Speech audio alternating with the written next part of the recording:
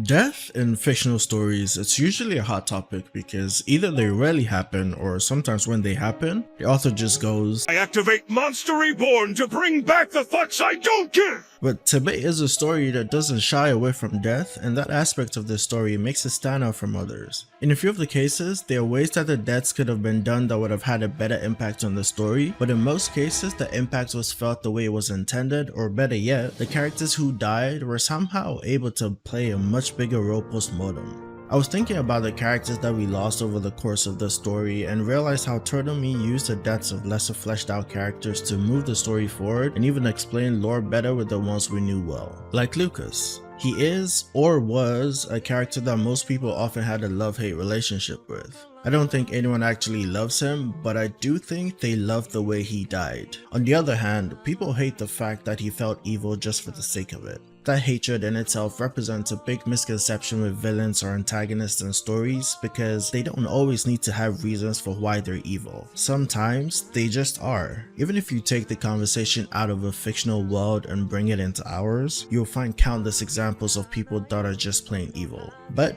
I personally feel that Lucas was not the person that Turtle Me had his eyes set on. The one he had plans for was Baron. The evidence was all in his introduction. I say Baron, do you guys say it that way or do you say Byron? Anyway, yes, Arthur needed some opposition while in school so that not everyone was fawning over him. Well, who better to hate him than the brother of his future teammate? I think that this being the reason that Baron had a lot of disdain for Arthur is perfectly reasonable no matter how strained their relationship was. And the best way to achieve that was through his death. I mentioned earlier that some would have preferred if Lucas was characterized more and we got to know him better, but what if I told you that we knew enough? We knew he was a half-elf and that he had to rely on elixirs to reach the magic potential expected of him, and we do know that he was the heir to a military house, and we know his dad is probably an even worse person than him. But we also know that he felt inferior to his older brother because who wouldn't if your brother is a Lance? What's great about this last point is that we see the similarities with Ellie and Lucas, but we also see where their paths diverge.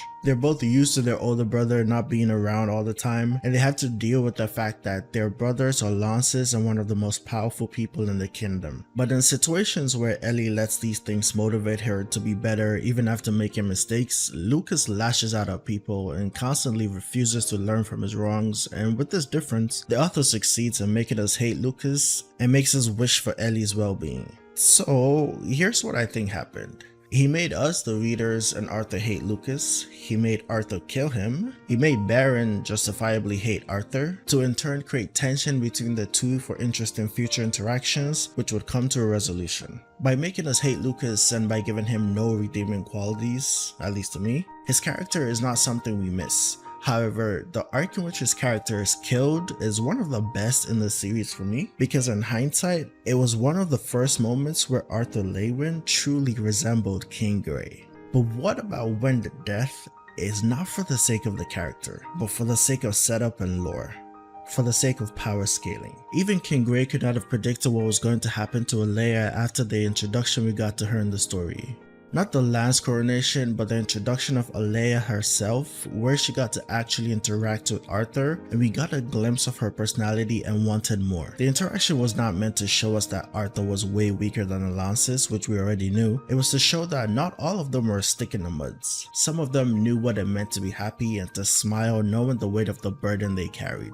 Sadly, the next time we see her, she was impaled by black rods and defeated by someone that was not anywhere close to the strongest fighter that the opposing nation had in their ranks. Alea and Uto were used to set the stakes of the war, but unfortunately for her, he was merely a retainer. However, he was a retainer that was vital to Arthur's growth, outlook on the world, and a source of intellect, information, and wit for Regis. There was always bound to be a serious dilemma when it came to setting up villains from another continent for the war. Like, let's put it this way. Director Cynthia and Varian, the veterans, were only silver core mages. Cynthia was a high silver and Varian was a mid silver, and they were insanely strong. Well, earlier on in the story. Now here come the white claw lancers that can take on 10 Varians or 6 to 7 Cynthias, and the ceiling is high. With that kind of security, no one, and I mean no one, would fear anything at all. Now, can you imagine how the Dwarven King and Queen would have acted if they knew the Lancers could each take on 1 or 2 sides? So with this decision, Toromi decides to take out a lance with one of her retainers. But after more context with Uto, we can kinda understand how Alea lost, and her loss is not as bad as it was initially considering how Uto's abilities work. Probably just like with Lucas, Alea could be argued to have benefited from more screen time and character writing, but her death fanned the flames for Arthur to not be complacent, especially when he found out Uto was not even a scythe. But with what little we know of her, we knew she would never leave her men to die and she would never trust the enemy, not that anyone would trust Uto's ugly ass. She did leave the world with a lot of regrets, but she had served her purpose in the story with her death because there was always supposed to be 6 lances in the war. The war in book 7 was probably the most hype I've been in one chapter, then bawling my eyes out in the next. The entire sequence of the depiction of Ray's death was absolutely beautiful, especially in the audiobook. The sheer empathy from Sylvie who was describing everything is hard to... man, that shit hurt. Sometimes fiction depicts events that are far from reality but eventually lead to moments we can all relate to, like the death of a loved one, and this moment was one of those. It hurt even more knowing that Arthur's relationship with his dad, with Ray, was just like that, still in need of correction. They didn't have all the time they needed to fully mend everything, and they never will. This death was something the war was building up to the more the events went on, and I'm sure that most readers could tell someone would go, because somehow the stronger Arthur gets, the more he accomplishes, the more he loses, and the more pain he feels. The Lance, the White Core mage who can command 4 base elements and has a dragon as a bond, went to war and won, but lost the only other family he had that joined on the battlefield.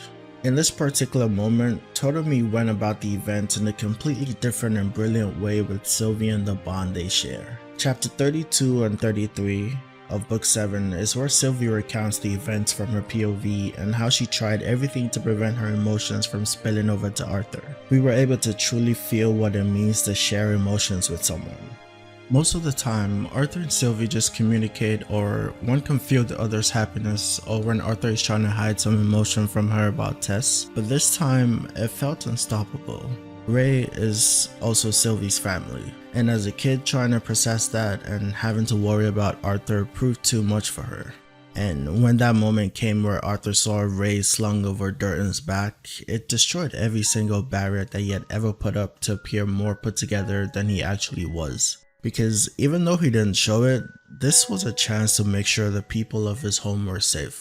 He fought hard to try and prevent his parents from joining the war, but he couldn't fight against their, well, fighter spirit.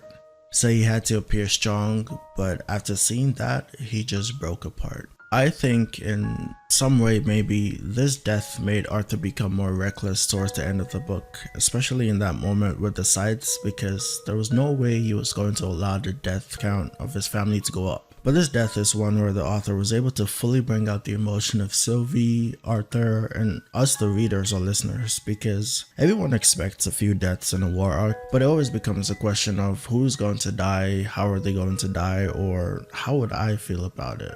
But the one that I feel the worst about is with Cynthia. Cynthia was one of the strongest and most interesting characters that we were introduced to in the story from the beginning, after the end. She was the director of one of the most prestigious schools on the continent, that was a high silver mage with a sound deviant, and one of the few who knew that Arthur was a quadra elemental in school and knew that Sylvie was a dragon.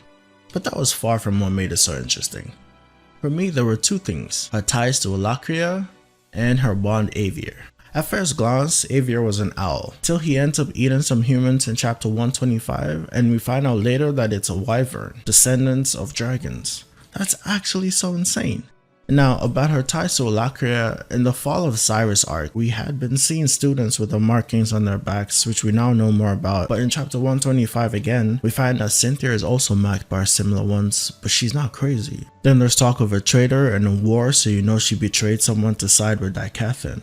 Now later on we know all that happened and know that this brave woman actually betrayed the Vitra and died for it, but I can't help but feel that she didn't accomplish as much as her potential should have allowed. She always struck me as a Dumbledore type character.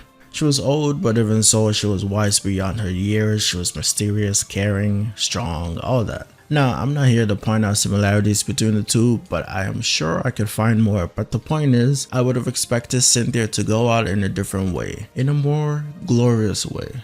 Cynthia was essentially a spy who went against her mission and fell in love. Not with a person, but with a place.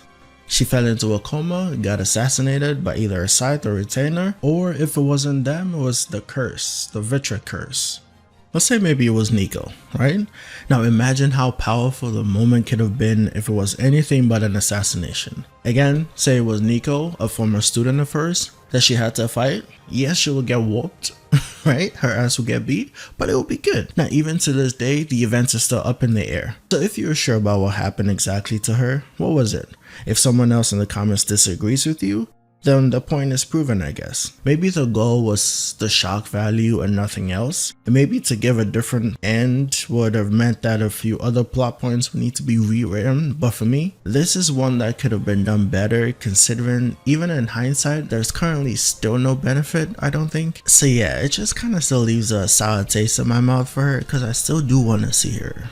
I can still picture her just being a white core mage with all these, oh god, she could have done so much. I did want to end the video talking about Aldair, but we'll talk about him in his own specific video because he's a very interesting character. And this video did start out initially as an Uto analysis, which will be coming out soon. But then as I started talking about Alea, I was like, wait, death is kind of a nice thing in Tibet. And then I got sidetracked and here we are. Feel free to leave a paragraph and please don't spoil anything for me, please. Goddamn. Anyway, I'll see you guys soon. Have a nice one. Bye.